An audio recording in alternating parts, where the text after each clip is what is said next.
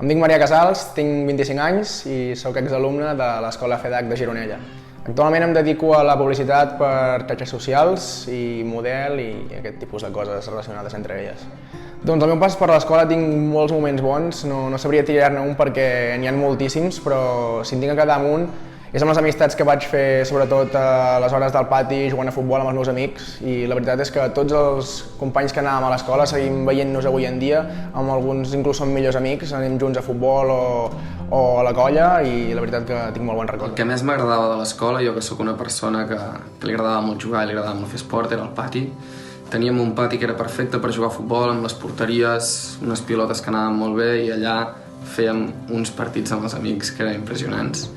Se'ns feia massa curt a l'hora del pati, això sí que ho recordo. Volíem seguir amb els partits. Doncs l'educació per mi és una part fonamental a la vida, perquè bàsicament sense educació no pots anar enlloc, i ja et dic que és una part molt important. I a més, quan som petits, que som com esponges, és una part fonamental per aprendre aquesta educació, i penso que és una feina tant de part dels pares com de l'escola i juguen un paper crucial. Un molt bon record que tinc és dels professors. Sempre que estic per l'escola i me'ls trobo em porta un sentiment positiu, això imagino que vol dir que feien una feina molt bona.